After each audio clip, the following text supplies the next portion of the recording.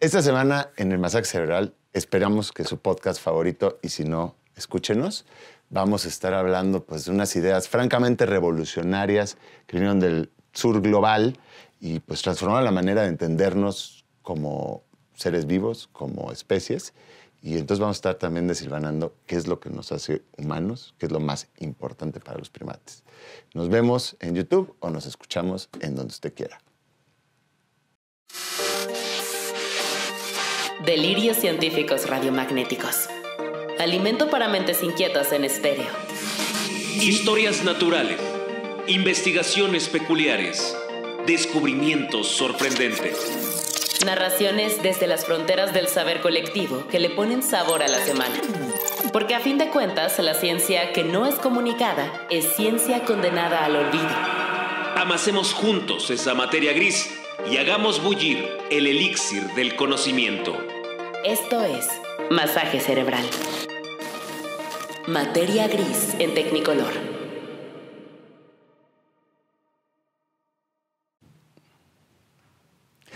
Claudio Martínez. Andrés Cota. ¿Cómo estás? Me gusta cuando ya hay una memoria corporal, ¿no? O sea, o física al menos, como de... Ahí viene una pregunta y como que hasta te haces pequeño, o sea, como si yo te fuera a hacer daño, ¿no? Obviamente estas preguntas, para quienes están teniendo la duda, pues siempre tienen tienen una función pedagógica, ¿verdad? De abrir la pregunta para todo el mundo. Yo pensé que era para humillarme. No se trata desde luego para nada, ¿no? Ya lo hemos puesto aquí en evidencia que cuando se regresa, ¿no? Pues yo quedo tan mal, o sea, no está bien.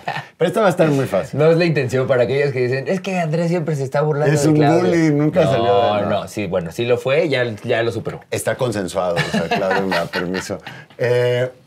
A ver, eso está fácil porque tú lo experimentas. Tú y yo lo vivimos, todo el mundo lo vive, pero hay que preguntárselo. ¿Qué dirían ustedes afuera también que es lo más importante para un primate? Es lo más importante para un primate, y obviamente entendiendo que los humanos somos primates, ¿no? Uh-huh. Y que hay muchas cuestiones que en nuestro día a día que provienen de la animalidad que llevamos apuestas y que a veces negamos, ¿no? Que a veces queremos olvidar, pero que están. ¿Qué es lo más importante para los primates? O sea, más allá de respirar, comer, dormir. Hombre, respirar la tienes dada porque es inconsciente, ¿no? Pero digamos de los actos conscientes, de lo que buscas, de lo que te lleva a sobrevivir. Yo diría que la interacción. Interesante. Sí. O sea, con los pares. Sí. Digo, además de con la vida y la naturaleza, ¿no? La interacción con el grupo. Par. O sea, como el grupo. Muy bien, yo también creo, como tú fervientemente. No sé qué hayan pensado ustedes allá afuera, nos pueden contar. Me encanta a mí escuchar y saber qué pensaban. A lo mejor tienen otras ideas que pueden nutrir la conversación, ¿no? También una manera de intercambiarlas es que se vuelvan parte de nuestra comunidad, de gente, digamos, cercana que apoya y que ya ahí tenemos otros medios también de interacción. Interacción. Interacción. Sí. Pero bueno, sí, desde luego que gran parte de esto es bueno, la interacción, pero no solo la interacción, es la aceptación. O sea, es interactuar con, ¿no? En favor de... de una comunidad. Sí, como ser parte del grupo, ¿no? O de un grupo, al menos. O sea, a ti lo que te parece más importante es pertenecer. No a mí, a todos y todas, lo hagamos consciente o no. Obviamente va a haber una par de personajes ahí que se salen y se van como ermitañas y lo que no quieren es pertenecer, pero a lo mejor viene de un trauma eso, quién sabe qué decisión los lleva a buscar ese aislamiento. Pero tuve a los niños, niñas, no tuve la infancia, que es donde se pueden revelar muchas de estas cosas que haces de una manera a lo mejor no con raciocinio, no estamos hablando de necesariamente pertenecer como el like en la red social, pero también de pertenecer con el like en la red social. Si no, las redes sociales ya se hubieran extinto. Por eso son un huxas, o sea, por eso pegan también. Porque hay un chisguete así de dopamina, ¿no? Cuando sientes que, me hizo caso. No solo es pertenecer, es como me pone atención, me hace caso, ¿no? Me escucha, me da mi lugar. Vaya. Claro. Y en ese me da mi lugar, supongo que hay muchas cuestiones de fondo de la supervivencia evolutiva, ¿no? También. Evidentemente yo tampoco soy experto en materia, pero por ahí vamos a empezar a irnos. Hoy nos visita nuevamente, para quienes son escuchas de Masaje Cerebral ya de tiempo atrás, Ragnar Benke, ¿no? Desde Chile, desde Chile nacido, pero ya radicado acá, y que a lo mejor hayan escuchado, y si no, les invito mucho a que busquen ese episodio, que es el de Bonobos. De Bonobos. ¿No? Que por un tiempo en esa temporada fue el favorito de la temporada, y está divertidísimo, Está y además buenísimo. revelador de los primates que somos o que nos acompañan. Te espejeas duro en ese episodio. Yo prefiero bonobo que chimpancé. Que chimpancé, Sí. pero vayan a ver por qué, ¿no? Vayan a escuchar por qué. Pero que bueno, que Ragnar, antes de seguir bonobos en África, antes de participar, bueno, colaborar con Lego y otras cuestiones como de buscando el aprendizaje por medio del juego, ¿no? Antes de tener el laboratorio lúdico, todo esto ahorita lo vamos a desenredar un poco. Y quizá incluso antes de llegar a las ideas sobre las que vamos a ir centrando la conversación de hoy, pues fue un infante como todas y todos. Y decíamos que Tú también. infancia es destino. Ya tenía barba y ya tenía pelo largo, pero era infante. Y infancia es destino. Con eso no queremos decir que todo sea determinista y que quien tiene una infancia traumática es su destino, para nada.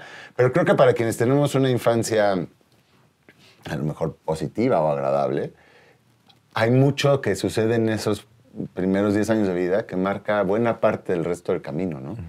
Y que Ragnar tuvo a bien pasar, ¿no? Transcurrir entre asilvestrado, ¿no? Entre el paisaje chileno rodeado de animales, corrígeme si me equivoco, pero además con una injerencia literaria importante, ¿no? Y finalmente nos aquí, o sea... ¿Cómo estás, Ragnar? Muy bien, encantado de estar acá nuevamente. Bienvenidísimo. Preguntándome qué iba a salir de esta conversación porque siempre salen cosas nuevas e inesperadas. Ese es el chiste. Así que Sí. es interesante porque vamos a pensar algo nuevo de lo que uno... que apretar play, ¿no es cierto? Es distinto. Claro. Así que, claro. ¿con qué nos vamos a sorprender? Oye, bueno, pues si quieres, para quienes están ahorita escuchando, sintonizando, darles esas pequeñas pinceladas de dónde vienes, De tu quehacer. para ver a dónde vamos, ¿no?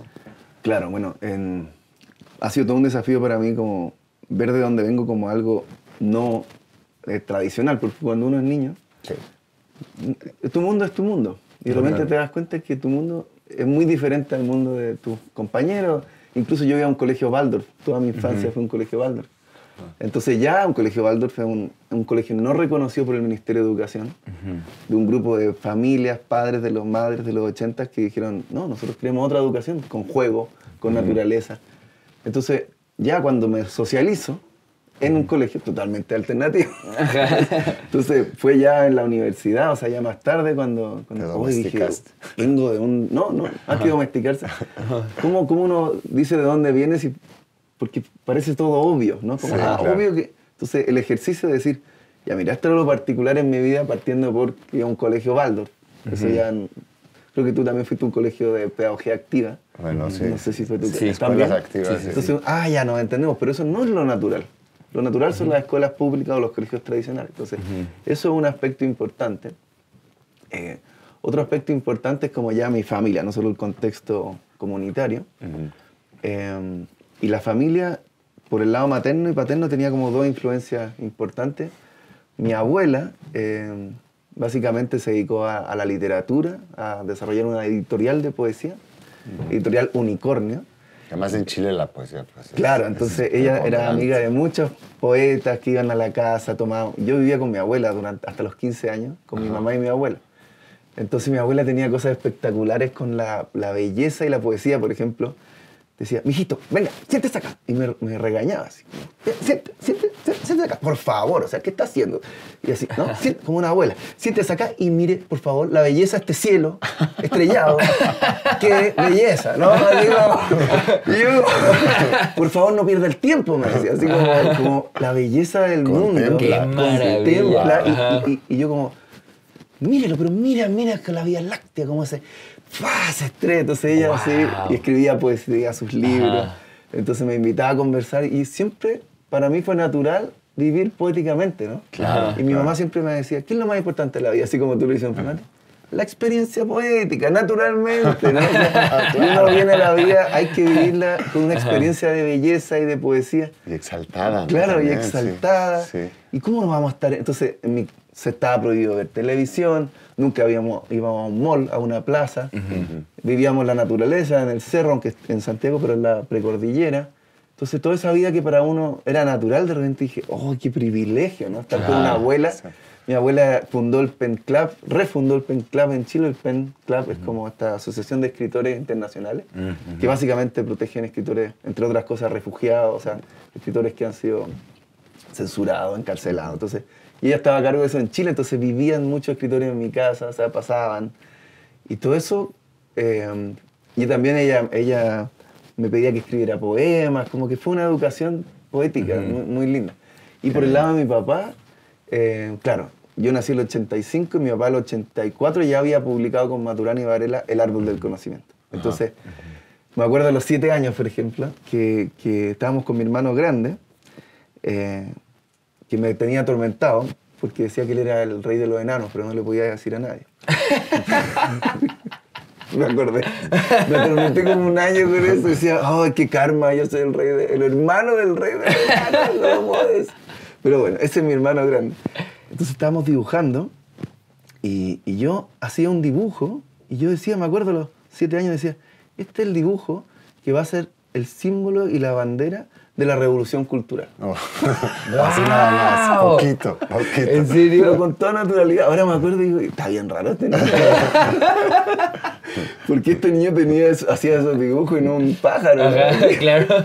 Porque nací en un medio donde se hablaba todo el día de la revolución cultural, porque Humberto Maturana y Francisco Varela son 2 biólogos chilenos que propusieron una nueva teoría del origen de la especie y una nueva teoría de qué es lo vivo y una nueva teoría de qué es el lenguaje y qué es el conocimiento basado en... Entonces, propusieron una nueva cosmovisión, en el fondo. Después Varela, claro, fue presidente del Centro Francés de Ciencia, ¿no? O sea, tomó cargos importantes, entonces hizo famosa esta teoría. Y bueno, Maturana se quedó en Chile.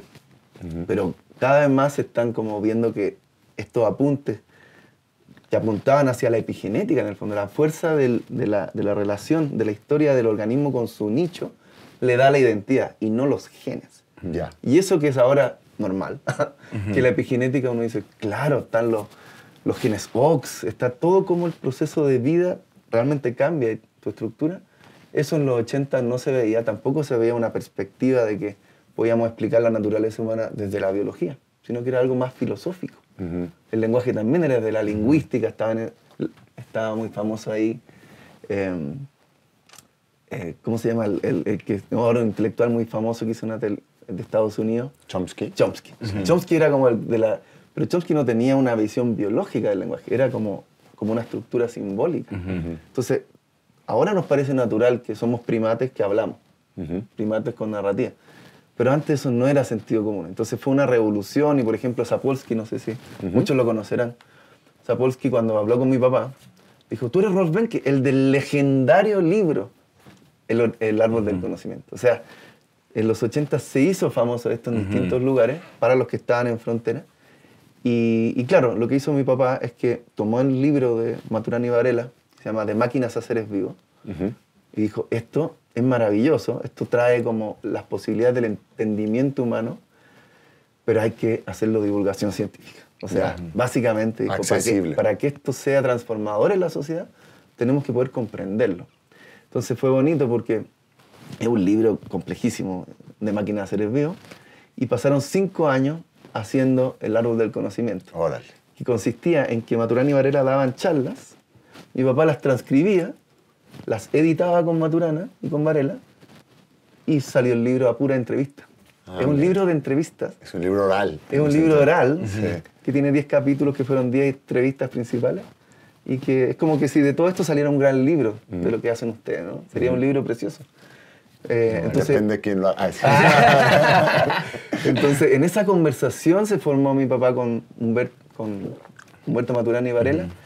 Y el proyecto era muy bonito lo que ellos tenían porque, en el fondo, estamos hablando de los 70 en Chile.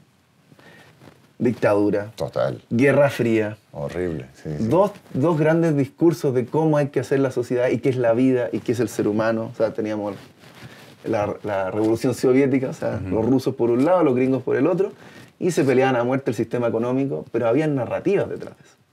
Entonces lo que propone Maturana dice, ¿qué es lo que tenemos en común? Somos seres biológicos. Veamos desde la biología quiénes somos y partamos de lo que nos es nuestro. Y de ahí conversamos. Entonces, ¿qué es nuestro? El lenguaje, la biología.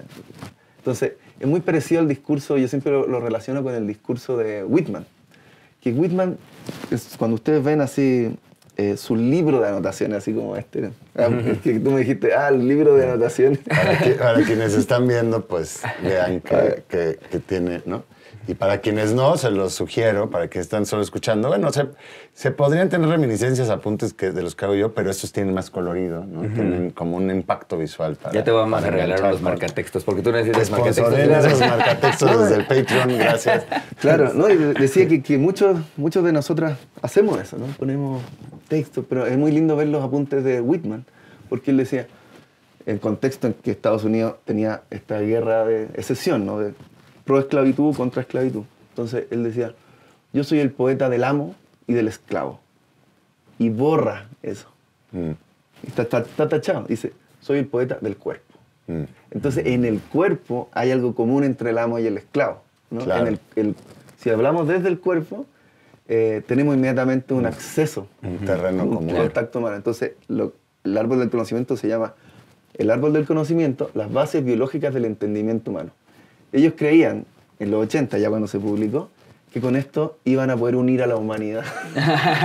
Qué lindo. Entonces, el boom científico era grande porque se hablaba de la nueva izquierda, pero era una izquierda que también contemplaba la inclusión de otras narrativas neoliberales, no porque estuvieran de acuerdo, sino porque, bueno, son narrativas humanas. Entonces, Maturana tiene todo este aspecto de basarnos en la biología para llegar a lo más importante, que es la escucha. ¿Cómo escuchamos al otro? ¿Cómo dejamos que el otro aparezca como legítimo otro, dice?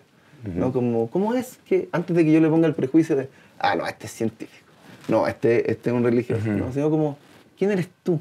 ¿No? Como fenómeno. Antes de las credenciales. Antes de las creencias. Y de las posturas. Claro. Sí. Curiosamente era un biólogo científico que hace todo, muestra cómo el sistema nervioso está cerrado al mundo, que todo lo construimos en nuestra historia, que no hay verdad objetiva, por lo tanto no podemos afirmar nada diciendo, como esto es verdad, hay que hacer un sistema neoliberal. Como esto es verdad, hay que hacer un sistema socialista. No, dicen, no hay acceso a la verdad. El sistema nervioso no puede. Por lo tanto, lo único que hay es conversación e historia común. Entonces, liberémonos de eso y tratemos de entendernos. Entonces, claro, se mete después como a hablar de la mar, de la biología de la mar, de la biología del conocer. Entonces, yo nací como en ese mar, ¿no? Y Colegio Baldas, entonces todo era como, ¿cómo hacemos un mundo mejor? Y, bueno, no sé si contesté tu pregunta. No, sí, me encanta. Y eso nomás para arrancar el masaje cerebral. Este es el primer bloque, arrancando aquí con Ragnar. Entonces, no se muevan, ahorita regresamos aquí al masaje cerebral. Esto es Masaje Cerebral. Estamos de vuelta aquí en el masaje cerebral. Está con nosotros Ragnar, que nos estaba platicando una introducción buenísima, una respuesta muy hermosa sobre una pregunta que aventaste al arranque. Bueno, que era, de entrada era, ¿de dónde viene Ragnar? Pero viene muy pegado a lo que preguntabas de inicio. ¿Qué es lo que está buscando más un primate? ¿Qué es lo que está...? Sí, que más bien, ¿atrás de qué va? ¿No? Y platicábamos al inicio y decíamos que era, pues, una cosa como de pertenecer, de buscar ser validado, ¿no? Porque a lo mejor lo que estás buscando en realidad es la afección. Cariño. Los afectos, ¿no? Tú buscas afecto Claro. también un poco. Esa es la aceptación, pues. Claro. Ese es el afecto que recibes, ¿no? O no sé qué porque todo esto también a la luz un poco de cómo Maturana Varela y estas ideas, pues señalan eso, ¿no? Que es lo que nos une. Y lo que nos une, pues es lo que buscamos, todos y todas, queramos o no. Claro, en el árbol del conocimiento sale una frase, ustedes van a decir, ¿a dónde se fue este? Pero sale una frase que dice, hablan de la biología del amor, de la biología del conocer, de la autopoiesis, de todas estas ideas súper técnicas también. Y al final dice, pero nada de esto es algo que no haya dicho un vagante carpintero de Galilea. Jesucristo, ¿no? Al final lo que quiere decir es como cuando se habla del amor y se habla de la fe. Son cosas que tu abuela dijo. Sí. Que tu abuela dijo. De hecho, me acordé de una anécdota o sea, en el fondo quiero decir, son cosas que sabemos como humanos que vernos es lo más importante. Lo que es interesante es que como occidentales tengamos una visión biológica de por qué pasa eso. ¿No? Entonces, ahí la explicación biológica es muy interesante porque Maturana y Varela dicen, a ver ya, ¿qué es lo más importante para un ser vivo? Es que los seres vivos se crean a sí mismos. Ahora sabemos como que, obvio, son autónomos, ¿no? Pero en los 80, los 70, se creía que era una lista del supermercado, ¿no? O sea, ¿qué es un ser vivo? Tiene metabolismo, reacciona, ¿se acuerdan de esto? Se reproduce, eran como 5. Pero decían, ya, pero ¿qué es? Entonces definen que, lo más simple de un ser vivo es que un tipo de remolino, es una organización definida como un remolino, donde entran y salen moléculas, o sea, lo que define no es la molécula, define una organización, pero es un remolino tal que hay una estructura cristalizada casi, que genera proteínas, y esas proteínas generan esa estructura cristalizada. Es decir, los genes producen proteínas y las proteínas producen genes. O sea, una estructura autoproductiva, autoproducida, autopoietica, porque poiesis significa producción. La poesía es la generación, lo generativo. Entonces le puso, Chile es muy poético, autopoiesis. Entonces ya, los seres vivos tienen que tener una autopoiesis para sostener, para ser. Son un organismo que hace eso, y como decían ellas, y no pueden evitarlo, ¿no? Son como un remolino, son como un trompo. No es que quieran nomás, es que no pueden evitarlo, uno no puede evitar querer vivir, porque viene del bueno, en fin, claro. Muy poético eso. Ahora, pero necesita una relación con el nicho, y curiosamente surgen con su nicho. Una célula, nosotros surgimos en el vientre materno, toda célula surge en un sustrato, o sea, siempre viene el nicho con la célula. Entonces, conservar una relación armónica del organismo autopoiético con su nicho es lo fundamental. Ahora, ¿qué pasa cuando esta célula empieza a multiplicarse y se queda junta en un animal multicelular? Claro, es lo mismo, el animal con su nicho. Pero aquí viene lo interesante. Pero desde el punto de vista de una célula, ya no necesita adaptarse a un ambiente. La célula lo que le interesa es adaptarse al cuerpo. Y la célula no consigue energía. Es el cuerpo el que consigue energía. Entonces lo más importante para una célula de un multicelular es pertenecer y estar atento a las señales químicas, bioquímicas, que le da el contexto del tejido y de las neuronas, etc. Y después cuando eso se hace mamífero, o sea, ese organismo es lo mismo, porque se multiplica la hembra y queda con la cría. Y el macho queda, y después quedan los hermanos, y quedan los otros machos. Un clan primate, un grupo primate. Es lo mismo. Es un superorganismo. Es un superorganismo, de segundo grado, tercer grado de hecho. Entonces, ¿qué pasa para un ser social? Es lo mismo que para la célula. El ser social no le interesa ni puede conseguir solo energía en el ambiente. Tú dejas cualquier primate solo y se muere. Aislado. Sí, cualquier célula aislada. Claro, entonces como es el grupo el que sobrevive en un nicho ambiental, genial por el grupo, pero el primate que está ahí, lo único que está buscando es pertenencia y coordinación y atención, amor, digamos así, validación por su contexto social inmediato. Eso es lo que nos mueve. Y como sociedad tenemos un sistema de sobrevivencia, pero la psique está estructurada para que buscar atención. Mi Instagram es... buscar atención, y como tú dices, uno ve un niño, una niña, y lo que está buscando es la mirada de la madre, la mirada del padre. ¿Qué quiere? El niño, si juegas conmigo, digo, es un poco, ponte en mi perspectiva y interactúa conmigo, ¿no? O sea, y sí, estás... Claro. Y con otros niños también, o sea...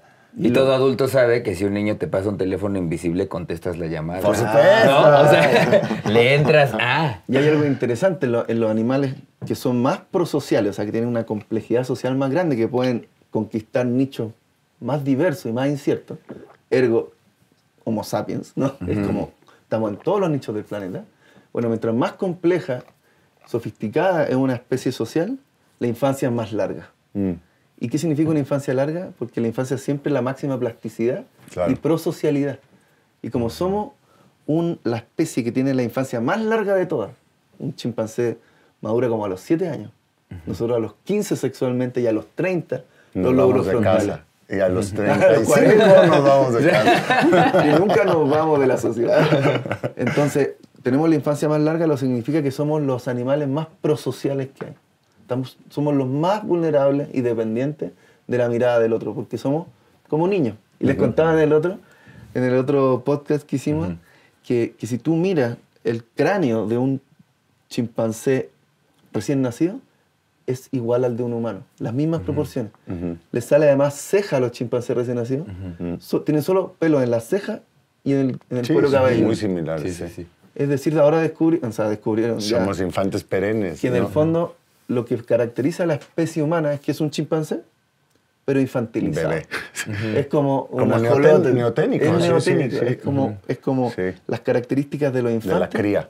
Permanecen en la vida de los adultos. Entonces, no solamente somos sociales y necesitamos ser vistos, sino que somos los que somos más dependientes de ser vistos de todo el reino animal, ¿cachai?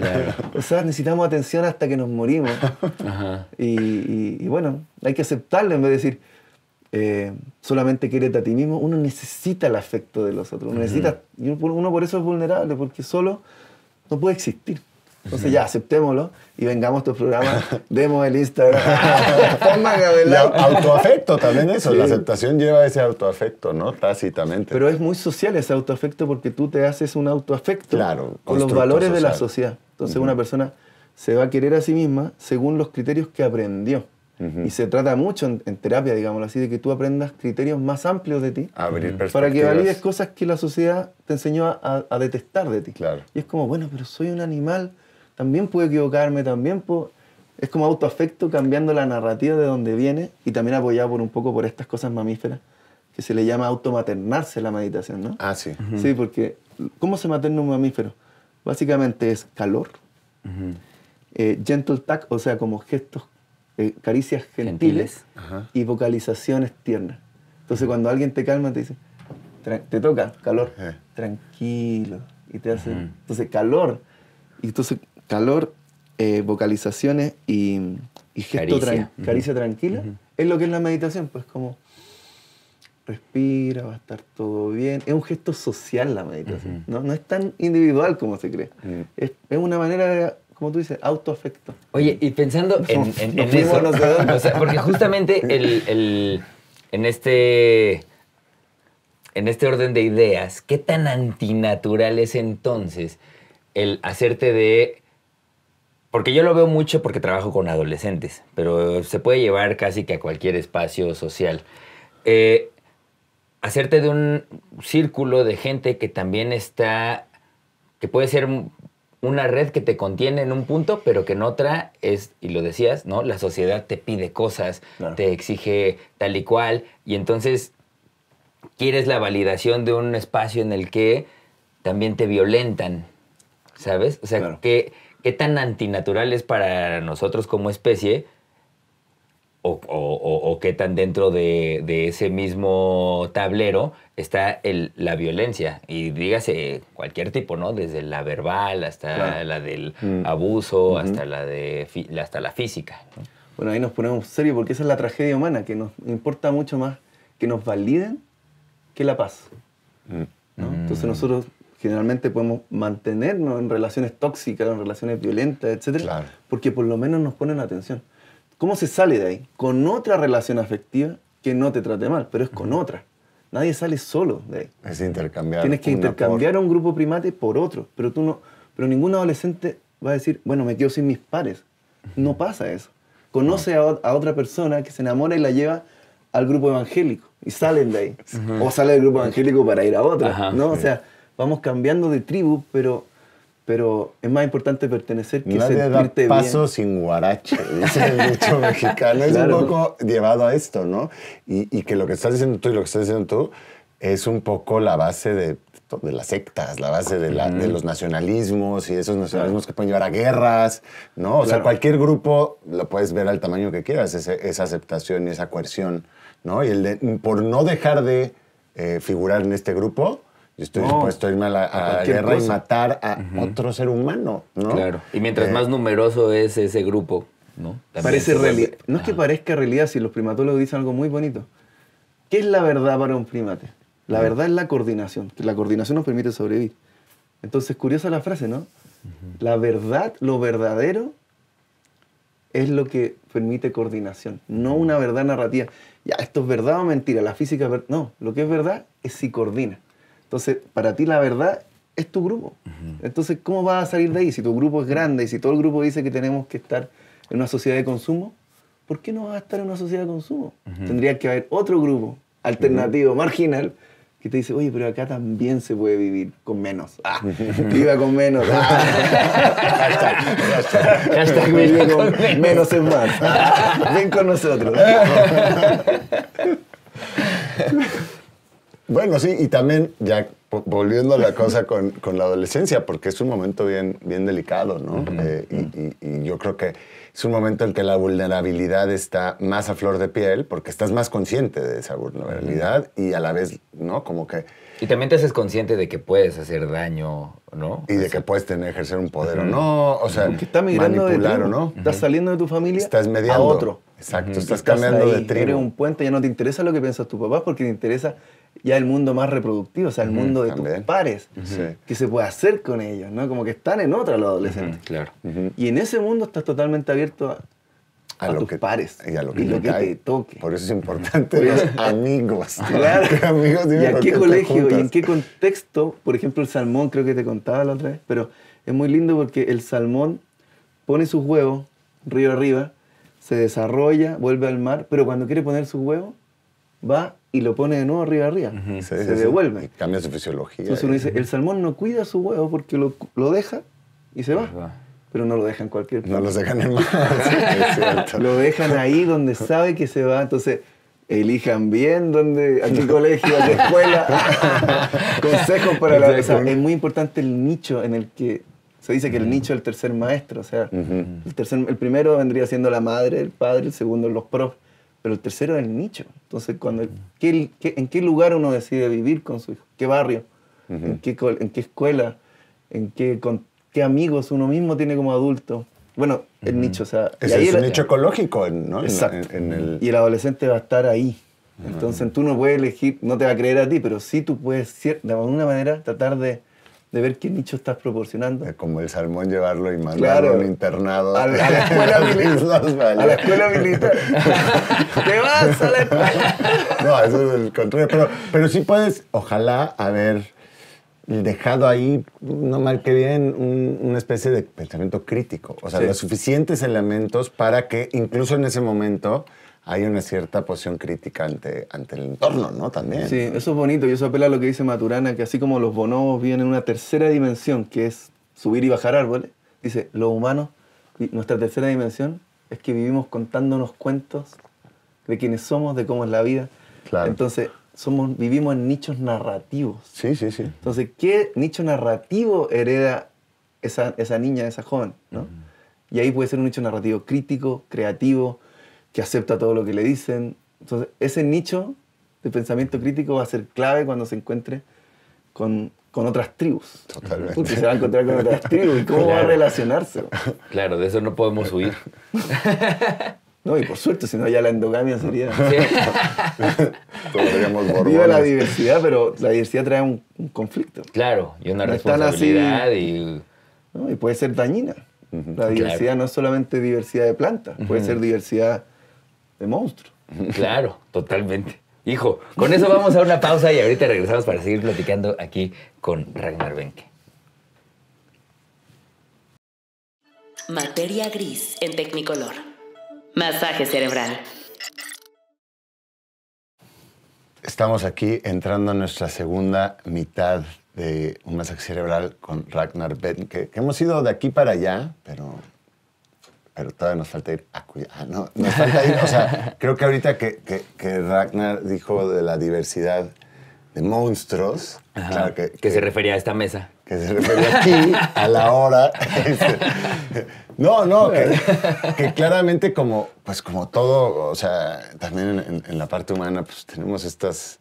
O sea, hasta ahora hemos estado hablando como de la parte dichosa, ¿no? El amor. Y el amor, y bueno, hay un poco la violencia que sugeriste, que de hecho Robert Sapolsky, que trajiste a cuenta hace ratillo, su libro no es el más nuevo, pero uno reciente es Behave, ¿no? Se llama Compórtate o Behave, y es un poco todo un ensayo sobre la violencia como un poco motor del comportamiento social humano, ¿no? Y de cómo hay violencias tolerables y violencias no tolerables, ¿no? Si alguien le quiere hacer daño a tu hijo, pues es como, ¿no? Aceptado, lógico, pegarle a ese alguien. Pero si tú en el cine ves eso, quieres ver cómo le pega. O sea, hay momentos... ¿no? Está interesante ese libro. Sí, así un libro. Es un librote. Pero es como el dark side, ¿no? Es como el otro lado de esta continuo flujo que somos los humanos, o sea, no es estático, ¿no? Todo. Vamos al dark side. Vamos al dark side. O sea, pero hay algo bonito en la cosa más hippie, el afecto. Pero ¿qué pasa cuando no lo tienes? ¿O qué pasa cuando tú... No sé si tuviste... A lo mejor le suena ahí por ahí, porque este es un referente popular. No sé si vieron el documental de Bob Marley. Un documental fantástico de Bob Marley, en que pues tienes Will Be Love, ¿no? Todo lo que pregona Bob Marley, que además es probablemente la música, lo hemos platicado, más buena onda que hay. O sea, tú pones Bob Marley en el contexto que quieras y digo, a lo mejor en Occidente, no sé. All is gonna be alright. Y no puedes evitar como empezar a mover la patita y sentirte bien, Sí, ¿no? O sea, como... Toda madre si está aquí. Y sientes que vale ir a toda madre. Dices, ¿cómo puede ser este tipo tan buena onda, no? O sea, se me antoja sentar en una banqueta con él, ¿no? A usar la tarde en platicar y pasarla bien. Y claro, el documental le preguntas así, y voltea la cámara a sus hijos. Claro. Bueno, tuvo familia grande, porque Bob Marley pues, tuvo, ¿no? Por aquí, por allá, digamos que era una persona inquieta. Y los hijos están traumadísimos, porque decían, tengo esta figura que we love, y everything's gonna be alright. Y pues con ellos no era así, ¿no? De hecho, no les ponían atención, básicamente. O no la suficiente. Entonces eso me recuerda, ¿no? A estas figuras totémicas que siempre vale la pena pues no dejarlas solo como un tótem así idealista, porque a lo mejor limita mucho. Las personas tenemos un montón de otras facciones, ¿no? Discordantes. Y contradicciones, Contradicciones, ¿no? Claro, y ahora vamos a hablar del lado oscuro de Maturana Varela. Ahora, parecería que yo soy adicto al chisme. Bueno, los humanos somos adictos al chisme. Pero ¿por qué? Quiero antes de hablar de estas cosas, ¿por qué lo quiero contar? No porque encuentre que sus teorías no son válidas, son maravillosas y abrieron espacio y siguen abriéndolo. Pero mostrar el lado oscuro y meterse en el lado oscuro de uno mismo y de otros y entender el lado de tu cultura.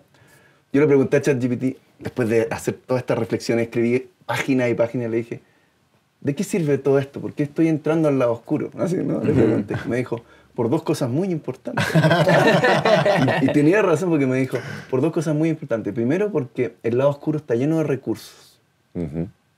Segundo, porque si uno no ve los riesgos del lado oscuro, no los va a ver en el futuro. Y te caes ahí. Y te caes ahí eternamente, que no ves su pasado, está condenado a repetirlo toda su vida. Tropiezas dos veces con la misma piedra. Claro. Sí. O sea, a mí me interesó mucho ver qué pasó acá, porque hubo un gran fracaso de este proyecto de los 80 maravilloso. Y el gran fracaso tuvo muchas facetas, pero a mí me tocó ver la más inmediata. Que hubo una traición de parte de Maturana y Varela a mi padre. Traición así con esas letras. Después de los 5 años de hacer el árbol de la vida. Entonces mi papá era dueño, porque mi papá compró los derechos del copyright. Tenían financiamiento de la OEA. Pero la OEA dijo, ustedes se están demorando mucho. Mi papá dijo, bueno, nos demoramos lo que hay que demorarse, compro los derechos. Y le compró a la OEA el financiamiento del libro. Y mi papá quedó dueño de los derechos del árbol del conocimiento. Pero ellos seguían siendo autores, ¿no? Maturana y Varela. Pero a la hora de la traducción, que la hizo Varela en Estados Unidos, lo tradujo sin el copyright de mi papá. Y después lo tradujeron a todo el mundo, 35 idiomas. Claro, es que el inglés es la llave pues, al mundo, ¿no? Y mi papá nunca supo de esto del primer libro y nada. Y una vez vio a Maturana que estaba escondiendo el libro y le dijo, ¿pero qué es esto? No, si fue Varela, le dijo. Y siempre Maturana dijo que había sido Varela, pero mi papá, entonces cambiémoslo, le decía. Sí, de ahí lo cambiamos. O sea, lo quitaron de lo más importante, digamos así, de las cosas importantes que es la regalía económica de un proyecto así. Donde mi papá había invertido sus 5 años, tuvo 2 Sulminach, porque trabajaba sin parar en este proyecto, ¿no? Creían que iban a salvar el mundo. Pero los mismos líderes estaban ahí en peleas de puñalazo. Qué loco. Y qué humano. Y qué humano. Sí, entonces la gente no sabe esto. Entonces yo digo, ¿por qué lo cuento? ¿Por qué una primicia en masaje cerebral. Exacto, ¿no? se está enterando. Nunca lo había contado. Entonces, ¿por qué lo cuento? Porque, y en Chile, más que acá todavía, o sea, en Chile Maturana y Varela son gurús como de la sabiduría, ¿no? Claro. Entonces, es muy fuerte contar esto. Quizás es medio riesgoso contar. Pero a mí me interesa contarlo por una razón, porque te está mostrando los límites del conocimiento. O sea, los expertos en biología del amor hacen puñalazos. Entonces uno dice, entonces no basta con el conocimiento. Como decían, no basta con rezar. Sobre todo no basta con rezar. No basta con saber cuál es el límite. Entonces, no es por maravilloso lo que queríamos de ellos, pero bueno, ¿cómo seguimos? Porque la famosa sociedad igualitaria y comunitaria que querían formar se quebró desde ellos mismos. Qué fuerte, ¿no? Sí. Entonces nosotros crecimos con este fracaso. Y claro, la familia se mantuvo, pero este proyecto social se quebró. Entonces la pregunta fue como, ¿qué está pasando acá? Entonces una de las propuestas, que con mi hermana Isabel fuimos a observar Bonobos, que es una sociedad feliz, ¿no? Una sociedad pacífica, hay muy poca agresión y hay mucho juego, mucho sexo. Entonces uno dice, acá la hicieron, los otros decían lo que se quería. Ellos lo ejecutaron. ¿Y llevan cuánto tiempo haciéndolo? 3 millones de años. Bueno, saben, ¿no? Saben más que Maturana y Varela. Entonces, ¿qué hacían? Y en resumen, lo que vemos es que eran colisiones de hembras. Son colisiones de hembras. Y cuando hay colisiones de hembras, las hembras están preocupadas de poder cuidar los vínculos porque básicamente están criando. Están criando. ¿Y cómo pueden hacerlo? Porque todas las hembras en los primates hacen eso. Pero ellas lo pueden hacer porque como tienen amistades muy fuertes entre hembras, pueden equiparar cuando un macho quiere tener el poder o hacer un gesto de violencia. Es lo que hacen, se unen y matizan y a veces le negocian, pegan. ¿No? Y les pegan a los machos, a veces, muy raramente. Hace poco salió no sé si vieron que mató a un macho, un grupo de hembras. Entonces lo menos, generalmente les gritan y los machos dicen, ya, son 5 hembras. Ya me pasé de lanza. Entonces, las hembras al tener amistades de largo plazo, pueden confrontar esta cosa testosterónica y competitiva y de colmillo grande que tienen los machos de primate, incluyendo a los humanos. Entonces uno dice, ¿y cuál fue el problema con Maturana y Varela y mi papá? Eran 3 machos alfa. Básicamente, estaban así hablando y peleando la narrativa de la sociedad, de una sociedad mejor, que incluía mucha atención para ellos, pero su personalidad no dejaba de ser machos alfas peleando. Entonces uno dice, entonces ¿por dónde va la cosa? Parece que los vínculos de amistad de largo plazo, en particular quienes están en el mundo del cuidado, la economía de los cuidados, que pueden ser hombres y mujeres, ¿no? El mundo de los cuidados, ese mundo, por el acto de estar en eso y no en el mundo de la competencia, tiene más sabiduría que cualquier narrativa, ¿no? O sea, ¿quiénes cuidaban ¿quiénes cuidaron a las comunidades cuando estamos en pandemia? Fueron las mujeres que armaron las ollas comunes, fueron, o sea, en lugares más populares. ¿Quiénes se han preocupado del cuidado históricamente? Entonces no es para como estigmatizar de que solo las mujeres lo hacen, porque eso es para peor. Sino que el cuidado se puede hacer de manera muy profunda en la naturaleza y todo, sin tener que tener una narrativa. Entonces tú dices, entonces la narrativa no es tan importante cuando hay contextos de cuidado. Entonces, ¿a qué te lleva eso? A que mejor, antes que promover discursos, tenemos que promover prácticas. Y ahí el juego cobra un rol muy importante. Porque el juego no se trata de que yo pelee una discusión entre nosotros. Eso lo hacen los adultos. El juego es como disfrutar el encuentro con el otro. Y en el disfrute, tú dices, me gusta estar contigo. Veámonos de nuevo, tengamos otro masaje cerebral. Y al vernos de nuevo empieza un vínculo de placer. Y el placer nos hace cuidarnos y protegernos. Y eso ya nos permite una cosa más importante, que es hacer comunidad. Entonces se dice como que jugar es perder el tiempo. Pero en verdad estás construyendo que el otro te importe porque lo pasas bien con el otro. Entonces el goce, que parecía antes ser lo peor del desarrollo capitalista, que es como la gente que pierde el tiempo. Ocioso. ¿No? Ocioso. Bueno, es el fundamento de la comunidad. El goce sexual, el goce en el juego, el goce en compartir comida, te arma, porque si no, ¿para qué uno va a estar junto con el otro? ¿Por imposición? ¿Por trabajo? No dura mucho eso. Inmediatamente vienen las traiciones, ¿no? Las desconfianzas. Pero si tú lo pasaste bien, que básicamente lo que han descubierto es que lo que más genera comunidad en las tribus humanas, en todas las tribus humanas, históricamente, esto es una cosa que hizo Robin Dunbar, se llama The Anatomy of Friendship, un paper espectacular. Compartir comida. Compartir comida es el eje creador de comunidad en todas las culturas humanas. Y cuando uno no está compartiendo comida, se empiezan a quebrar esas comunidades. Entonces tú dices, ¿qué importa si sabían o no ciencia? ¿Qué importa si eran de derecha o de izquierda? Estaban compartiendo comida, estaban construyendo comunidad. Entonces esas son prácticas. Y bueno, otra pregunta. Y la mesa vacía. No hay ni una más sana. ¿No? Estamos compartiendo tragos de agua. Entre agua y café. Proviene del mismo filtro. Entonces, bueno, recordando la barbaridad que acabo de decir, de la escuela de Santiago, en el fondo, es porque bueno, es siendo fiel al impulso con que nació todo esto. Como hagamos comunidades mejores, ¿no? Comunidades más pacíficas. Entonces, nos sirvió esta narrativa para entender la evolución, pero no basta con rezar, ¿no? Esta narrativa nos muestra que incluso quienes podemos tener la narrativa, no necesariamente vamos a poder obrar con ella, ¿no? Ejecutarla. Claro, y eso en vez de decir, entonces le hicieron mal, no, al revés.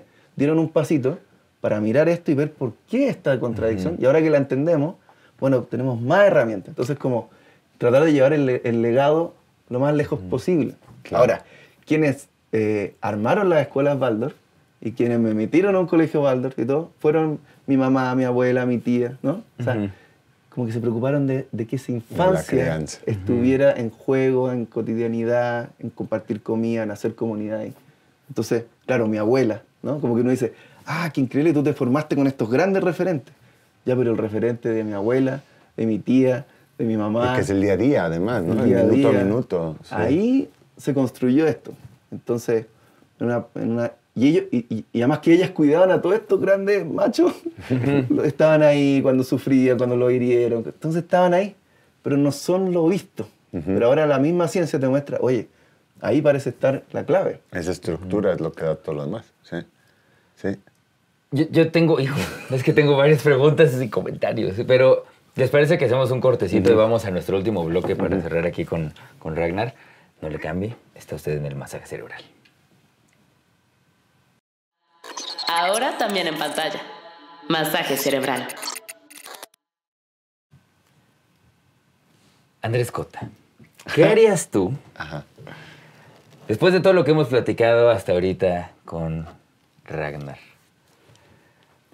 para contrarrestar el tirante tren que nos lleva a la competencia, a la desconexión, a la falta de empatía, a el individualismo, cuando hay investigaciones muy claras y avances en términos de narrativa incluso sobre la comunidad, el cuidado, el acompañamiento, la cercanía, el encuentro?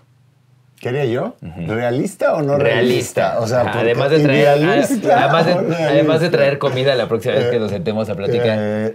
Hay mucho que hacer, por supuesto, pero, y va a sonar, insisto, muchas veces pasa como descubrir el hilo negro y parece casi un lugar común, pero es real. Atender a nuestras escuelas, atender a nuestros lugares, digamos, de formación social que van más allá de tu núcleo familiar, porque núcleos familiares, digamos, lúdicos como los que a lo mejor nos tocó tener, pues qué dicha, pero no todo mundo, para nada. Entonces, esa segunda casa que es la escuela, que si me apuras para quienes tenemos hijas en primaria y no se diga, pues, digamos, hasta los 18 años, al final los primates pasamos más tiempo en esa escuela que en ningún otro lado. Yo pienso, Damiana va a la escuela de 8 de la mañana a 4:30 de la tarde. Y luego, pues son unas cuantas horas, se duerme a las 8:30 de la noche. Entonces piensa eso, o sea, es su tribu. El 70% de su vida diurna, diaria, digamos, bueno, excepto los fines de semana, por supuesto, transcurre en ese espacio.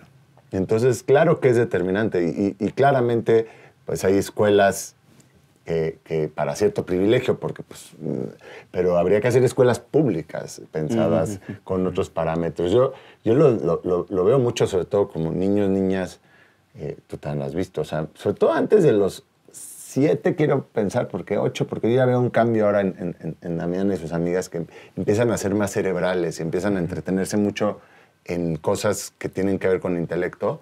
Pero antes esto era todo el tiempo cinético, o sea, y me parece violentísimo pensar que tienen que ir a sentarse a ver un pizarrón como con una voz autoral que les está diciendo cómo es el mundo y a qué les debería importar, cuando lo único que quieren es pararse y, ¿no? y activar. Y entonces pensarlo más desde el lado atendiendo a cómo somos. No una escuela pensada para una especie de adultocentrismo impuesto, sino como bajo la perspectiva de lo que es un chango infante, ¿no? Y ya por ahí, si ya quieres que vaya más allá, o sea, que obviamente la creatividad es parte fundamental, es lo que platicábamos, no sé si lo platicabas aquí o lo platicaba con Mariana Matija, ahí en otro lado, que es como rápidamente en la escuela te empiezan a censurar muchas cosas que son muy inherentes, creo, al chango pensante que somos, que es un poco la creatividad, y la creatividad manual y dibujar, y todos y todas dibujamos y nos encanta, hasta cierta edad es entretenido dibujar, y de pronto llega ya este sistema más escolarizado y es, puta, qué feo dibujas, ¿no? Tú dibujas feo, ¿no? Tú escribes horrible. Y empiezan a censurar ¿no? Y con la música podría pasar igual. Yo cantaba súper lindo, ¿no? En la primaria yo cantaba súper bien, hasta que llegué a una clase de música en que me dijeron, Cota, tú no cantes en el coro, tú solo mueves la boca, ¿no? Y entonces se me frustró. Qué poca. Entonces, bueno, si me preguntas, eso creo que sería central. Y obviamente es un plan a largo plazo, obviamente es un cambio un poco de paradigma, pero finalmente en los niños, cuando estás con niños y niñas, lo que no te das cuenta es que estás con personas. O sea, estás educando personas, estás ¿no? moldeando son personas. seres humanos, aunque no lo parezcan. Aunque no parezcan. No, o sea, hay que pensar que va a tener una vida también y que va a operar en el mundo en buena medida con respecto a lo que tuvo acá, ¿no? Claro. O sea, es como tomarlo un poquito más en serio, supongo, a nivel de quienes mandan, ¿no? Pero insisto, eso se ha dicho 1000 veces, pero luego no parece operar. ¿Sí? No, claro, es que acá de nuevo nos interesa ir a los riesgos, porque como estamos en una sociedad neoliberal que lo único que quiere es que se vendan las cosas para que gente gane dinero, eso es como un buen resumen, también se mercantiliza el juego y la creatividad. Entonces hay que entender desde dónde se está hablando del juego y la creatividad, porque viva el juego, viva la innovación, viva la creatividad, y esto es una cosa que tiene que ver con el mercado. Entonces, puede ser muy superficial, incluso en la escuela, hablar de juego y creatividad, porque ¿para qué está siendo utilizado? Entonces, a mí me interesa hablarlo desde un lugar que tiene mucho que ver con mi historia, que yo me fui a estudiar en una universidad pública, salí de esta cosa hippie, alternativa, científica, y entré a una universidad pública, la Universidad de Chile, y ahí pude ver la maravilla de la diversidad de los movimientos sociales políticos, y empecé a tener como una visión más política del mundo. Y claro, lo que ya venía sintiendo como en mi familia, que era que necesitábamos vivir en comunidades, era como, ¿cómo hacemos una sociedad más igualitaria? ¿Cómo hacemos una sociedad...? En el fondo, los discursos que sabemos que nos gustarían. Y el punto era, ¿qué pasa con esta cosa autoritarista, jerárquica, violenta del ser humano? Entonces ahí yo cada vez me puse más anarquista, ¿no? Y mi discurso era, ¿cómo distribuimos el poder en la sociedad? Entonces, ir a ver a bonobos que tienen el poder distribuido, entonces, Y de repente me empecé a dar cuenta cuando volví de estudiar juego con bonobos y me contrató el Ministerio de Educación de Chile, la SEP, en Chile. Y me contrató para trabajar en juego. Y dije, esto es. Yo voy a dejar este discurso así político, luchador, revolucionario, para hablar de juego. ¿Por qué? Porque en el juego tú necesitas confiar en el otro. En el juego tú tienes que escuchar al otro, tú tienes que tener una relación igualitaria en el juego. Entonces el juego supone participación, supone igualdad, supone todo lo que queremos políticamente. Pero ¿para qué hablar de eso? Mejor juguemos, ¿no? Mejor establezcamos espacios de juego, y ahí me di cuenta que podía entrar al sistema, al corazón del sistema, al sistema educativo, de la escuela pública. Entonces, ¿cómo se pasa esto a la escuela pública? Bueno, no estás hablando de estas barbaridades, porque te van a decir, no, que este es comunista, que puras cosas así, prejuicios, ¿no? Se quedó el look de revolucionario. Claro, ¿no? O sea, este hippie le falta el charango, o sea, ¿no? Entonces, no, pero claro, hay una postura de una cosmovisión que tiene que ver con la primatología, con etcétera. Entonces, mejor hablemos de juego, ¿no? Hablemos de juego, pero desde este lugar. Entonces, ahí lo que básicamente me puse a trabajar con el Ministerio de Educación de Chile y la CEP acá en México. Y el gran aliado fue la Fundación Lego, de los Legos, ¿no? Claro. Porque ellos, como venden Legos, tienen un recurso para invertir en fomentar el juego como herramienta de aprendizaje. Oye, venden mucho Lego. Mucho. ¿No? Lego, sponsor de este programa. No, pero sí, Patrocínanos. creo que hay 7 piezas de Lego por cada uno vivo ahorita. ¿no? Entonces, ellos en su estatuto tienen que el 25% de sus utilidades tiene que ir a la Fundación Lego para promover el juego. No necesariamente el juego con Lego. Entonces ahí me tomaron a mí y dijeron, usted nos va a ayudar. Y yo sí, empezaron a pedirme talleres de juego y aprendizaje que fui a Dinamarca, a África, a Lima, Chile, y ahí terminé en México. Y aquí me enamoré. Ah, eso fue el rebote, así. Sí, yo llegué a un mes y me mandaron acá a México. Qué curioso. Tuve un mes con la Fundación Lego y me mandaban a Campeche, a Yucatán. Y dije, no, yo quiero vivir acá. El juego te trajo a México. Sí, Qué maravilla. Y además que vi la capacidad de juego, porque estaba haciendo unos talleres de juego con 200 profesores de comunidades mayas.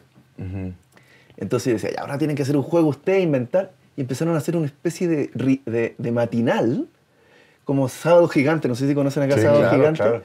Don Y Francisco. Sábado Gigante, y bailaban las profes. Y yo decía, esto es un delirio. O sea, yo nunca había visto personas con más capacidad de juego que México.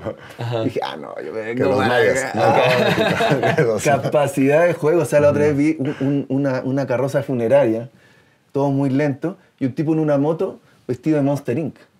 Siguiendo a la carroza funeraria que era su familia, ¿cachai? Entonces, esto es la capacidad de juego y delirio que hay acá, es gigantesca. Entonces dije, no, yo quiero vivir acá, y entonces la Fundación Lego me invitó a transformar un libro que había hecho que se llama La evolución del aprendizaje, desde las células hasta ahora, hasta los humanos, pero transformaron un libro para profes de la CEP. Entonces, con un equipo de educación para compartir, transformamos esto en títeres. Entonces estaba la maestra que era un títere, la maestra que era una persona real, una actriz, y la maestra se decía, ¿cómo le ayuda a los niños del siglo XXI a esta gran incertidumbre? ¿Cómo lo pueden hacer? Y una niña decía, ven que te llevo con mi abuela. Y la niña era títere y la abuela también títere. Entonces la abuela le contaba, es que en los orígenes de los mamíferos el cuidado. Y el cuidado va a dar el origen al juego. Y el juego nos permite la flexibilidad para colaborar y resolver problemas. Decía la maestra, entonces, lo que dice la UNESCO de educación, ¿no? Que dice que la educación del futuro son 4 C.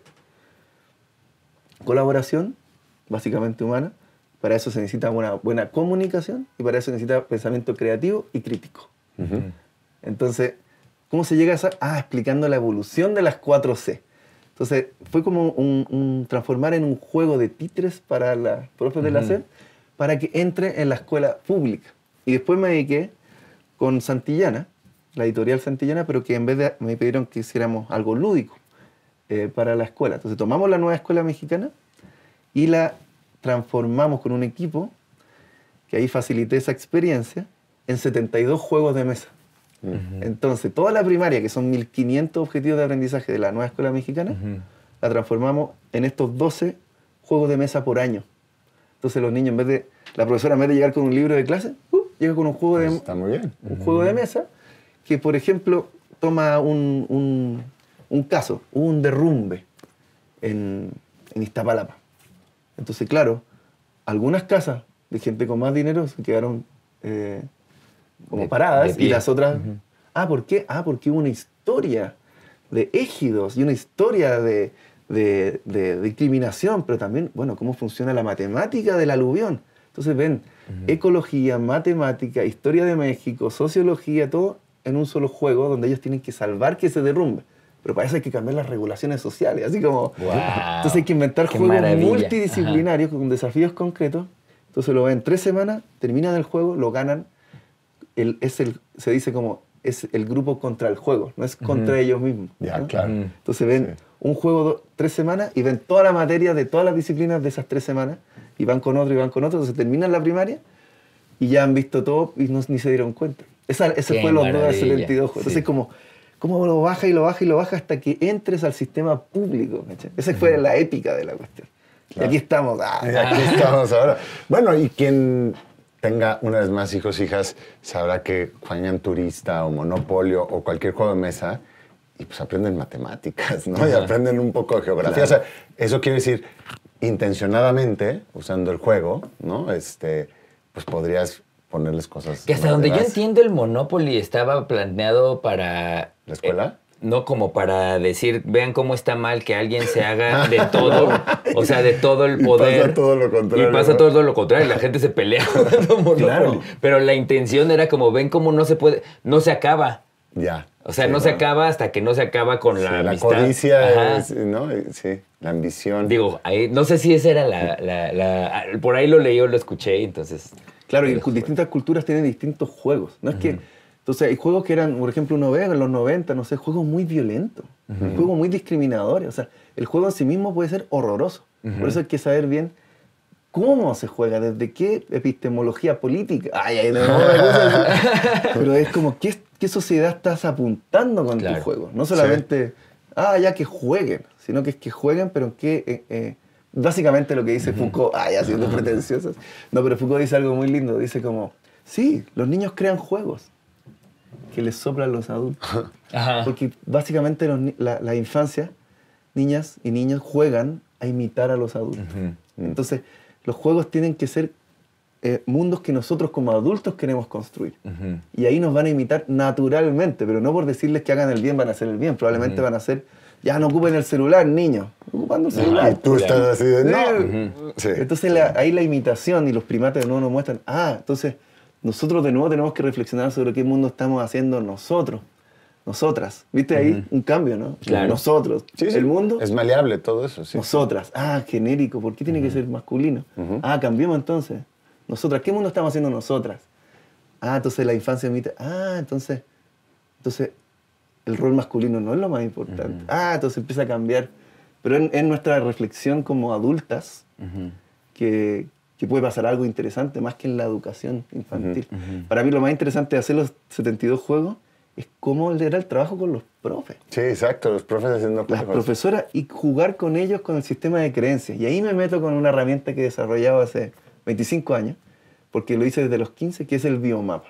Y el biomapa en el fondo se trata de una pregunta muy simple que partía de esa edad, que es, ¿y si tuviera que dibujar mi vida, cómo sería un dibujo de tu vida? Entonces, y ese dibujo fue eterno, ¿no? Porque dibujar y dibujar cómo es la vida, y básicamente terminas dibujando un mapa de tu sistema de creencias, un mapa de tus paisajes psíquicos o de la geogeografía, como decía un pintor surrealista chileno. Tus cersajes, decía, en vez de paisajes, tus cersajes. Imagínense que en nuestra psique es como una ecología, pero hay psiquis que son como desiertos, otras que son como océanos. ¿Cómo es la tuya? Y como desde Maturana es como, quiero verla simplemente, o que tú te veas tu propia psique. Entonces ahí ponemos una conversación sobre nuestros sistemas de creencias, y eso ya es muy, muy político, pero se hace con el arte y se hace con la escucha. Entonces tenemos arte, juego, haciendo biomapas. Y a eso me dedico ahora. Buenísimo. ¿Cómo te busca el Laboratorio Lúdico en Instagram. Laboratorio Lúdico. Sí. También tenemos una página, laboratorioludico.cl, y ahí hacemos talleres, consultorías. Somos un equipo. En general somos un equipo de puras mujeres, así que estamos tratando de que sea más bono el asunto, ¿no? Buenísimo. Genial. Te reto, también vamos a dejar aquí un pendiente. Si ustedes quieren, avísenos que hagamos un día un episodio haciendo nuestro biomapa en vivo. Todo el tuyo y yo el mío. Me late. Pero siendo sinceros y honestos. Sí, me late. Y vulnerables. Jalo. Oye, como esa gente, como esas personas que están, ¿cómo se dice? Chochos se dice en Chile, pero como fascinados con sus creaciones y todo. Me gustaría mostrarle un mapa. Ok, ¿Sí? Venga, por favor. Es que lo terminé hace 3 meses. Hice un mapa de todos los biomapas que he hecho en mi vida, ¿no? Órale. Entonces, yo quedé así como, ¿qué es esta? Miren. Ahorita se lo vamos a mandar al editor para que también lo ponga y se vea completo. Claro, bonito. entonces miren esto. Wow. Tenemos una línea de tiempo desde 1985, donde nací, hasta el 2035, que se supone que todavía voy a estar vivo. Entonces estamos acá en el 2025. Y acá tengo arriba, si después lo vamos a mostrar, como un mapa de todos mis vínculos, relaciones, familia, desde la infancia de mis padres a mi propia infancia. Entonces, ¿qué personas han habido en mi vida hasta el día de hoy? parejas, amistades, vínculos laborales, etc. Acá todas las cosas que he hecho se ve desde los 15, 20 en el fondo, cosas más laborales. Y acá están todos los biomapas desde los 15 años. Entonces, por ejemplo, era el primer biomapa que decía la pregunta, ¿cómo sería si dibujara mi vida? Pero después empezaron a cambiar los biomapas a biomapas geométricos, después biomapas de redes, entender la mente como si fueran puros vínculos y redes sociales, redes de encuentro.